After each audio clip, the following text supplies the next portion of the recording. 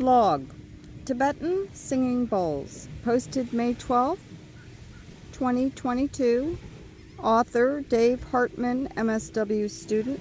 This is printed in Wayne State University Warrior Strong newsletter social work. Description of intervention.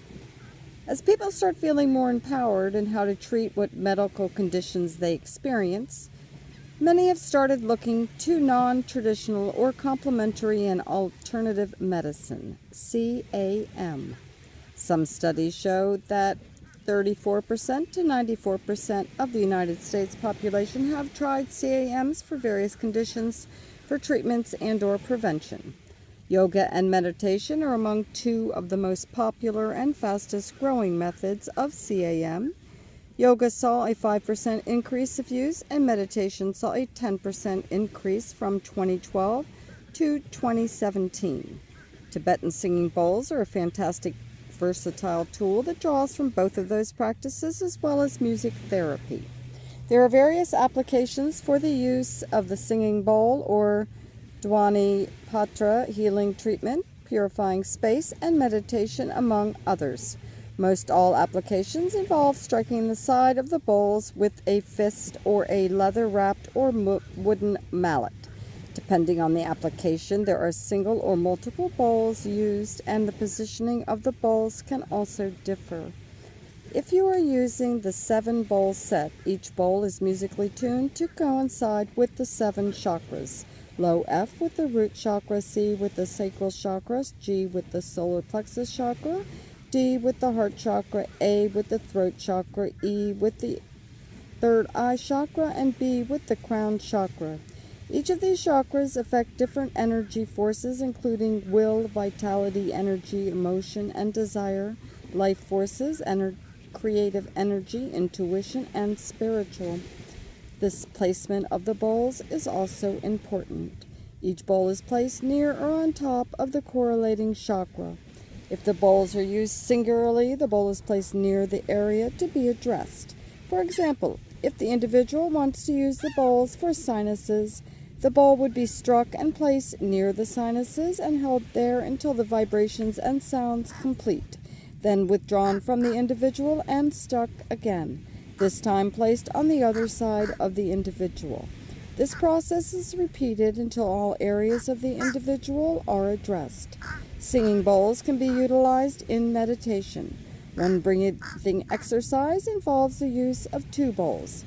This is best performed with bowls differ in size and tone. The goal is to focus on being present. As one bowl is struck, the individual should breathe in, and as the other bowl is struck, they are then to exhale. Gradually, the length between strikes increases, allowing the individual to gain deeper relaxation and become more centered. Historical and cultural origins. While the origin of Tibetan singing bowls is vague, the Western use became popular in the 1970s, when more Eastern philosophies were studied and applied for alternatives to traditional Western medicine. As John Kabat-Zinn and the mindfulness-based stress reduction, MBSR, became more accessible, so did the use of singing bowls.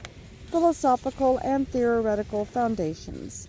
Singing bowls are often associated with other forms of sound healing and meditation. There is extensive evidence that chronic stress and disease impact the mind as well as the body. There's also evidence that confirms the positive impact of sound vibrations on physical and emotional health. Sound healing takes a medley of different sounds without any particular melody or rhythm. The resonance through the audio vibrations impacts the body, while hearing the sound impacts the mind. This is particularly important when addressing chronic stress on the body. When we are in our fight or flight mode, the body's sympathetic nervous system releases hormones, activating increased heart and respiratory rates. This can increase the likelihood of experiencing many health issues, such as heart disease, diabetes, addiction, and other health issues. In order to counteract these, the body needs a relaxation response that includes lowering blood pressure, reducing anxiety, and promote overall well-being. So how can they help with that. There are a couple of theories on how the bells interact with the body and mind through synchronization. Eva Jensen theorizes the association of vibration on water and how it relates to the human body, since the humans are 80% water. The vibrations from the bowls cause a mild internal massage to our cells, which can be replicated by physiotherapists with specialized equipment. It is thought that healthy organs vibrate at their own rhythm and frequency, and unhealthy organs' natural state is disturbed.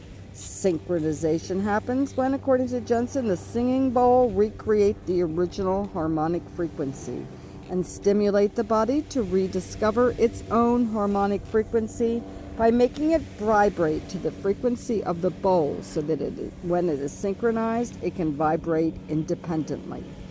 Edwin Neither looked at brain waves and how the bowls affected those. He found that beta waves are produced in the normal state of the brain and that alpha waves are made in the brain during states of rest and meditation. He also found that while the brain was in half sleep, theta waves were present, and in deep sleep there were delta waves. While utilizing singing bowls, the meditative state were found to be nearly identical to those of alpha waves. This was an early indication of physiological and psychological effects of bowls on the body. Literature review of intervention. My interest in singing bowls involves their use in people recovering from substance abuse. Some of the most common triggers that lead to relapse is anxiety, depression, and everyday stressors. Helping those in recovery learn to deal with those key is for sustained sobriety. There are 2 studies that address how singing bowl meditations can be beneficial intervention. The effects of singing bowl sound meditation on mood, tension, and well-being, an observational study by Goldsky T.L. Goldsby, examines the effects of Tibetan singing bowls on mood, anxiety, pain, and spiritual well-being. The authors wanted to see if using the high-intensity, low-frequency tones found in singing bowls would be able to induce a deeper relaxation response during a sound meditation. In the study, there was significant improvement in tension, fatigue, anger, confusion, and anxiety. There was also a decrease in physical pain by those who reported experiencing pain prior to treatment. A big limitation of the study was that it was an observational study without a control group. However, the study lays groundwork for further investigation. A comparative study of the impact of Himalayan singing bowls and supine silence on stress index and heart rate variability by Trivedi, J.Y., and Sobo in 2019 examines how singing bowls can enhance well-being and improve relaxation versus just meditative silence. Previous studies have shown that MBSR has demonstrated improved well-being and decreased anxiety through improved physiological homeostasis. In the study, there was positives in both the singing bowl group as well as the control group by just doing silent meditation. But in the singing bowl groups, there was found to be a deeper, more restorative, and consistent relaxation. This led to a statistically important decrease in stress measures and increase in heart rate variability, HRV, or the time between heartbeats. Higher HRV denotes better emotional regulation. One of the limitations of the study was the small sample size and the relative physical health of the participants. The participants of the study were free of chronic diseases and were not taking ongoing medications. By expanding the size of the study and considering pre- and post-surveys of mood, there could be additional uses of this intervention. Training necessary. Currently, there are no governing bodies to regulate or certify the use of singing bowls for treatment. There are plenty of online sites that offer training for a fee, but there are also many YouTube videos, MBR sites, and journals that can assist in training as well. Before one was to use this intervention in practice, it would be advised to contact a local Buddhist temple to find any resources or workshops available for training.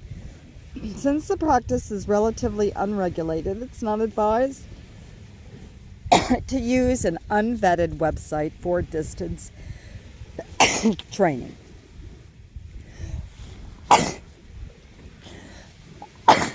Self-care. This practice is ideal for social workers, self-care, since there are many adjustments and modifications that can be used for short and lengthy meditations. It can be accessed with only an internet connection and easily done during a 20-minute break. Applications in practice. The use of singing bowls does have a couple limitations. It's not advised to be used when someone is in active psychosis. There is also considerations to be made if the client has a history of epilepsy, heart conditions, or skin conditions or allergies. However, it's an excellent tool to add to people's recovery toolbox. For people in recovery, it's important that they learn different tools to address triggers, and different forms of meditation are key since everyone has different experiences. This practice aligns with the NASW Code of Ethics Principles of Service and Competence. The primary goal of the practice is to help people in need. As mentioned, this tool is valuable and almost utilitarian in nature. It can be applied in different situations and to address different areas of concern. It's ideal for people who have a leaning towards audio learning or relaxation. The practice also aligns with the principle of competence. Since the practice does involve learning different methods of different applications, the social worker is always learning and expanding their knowledge.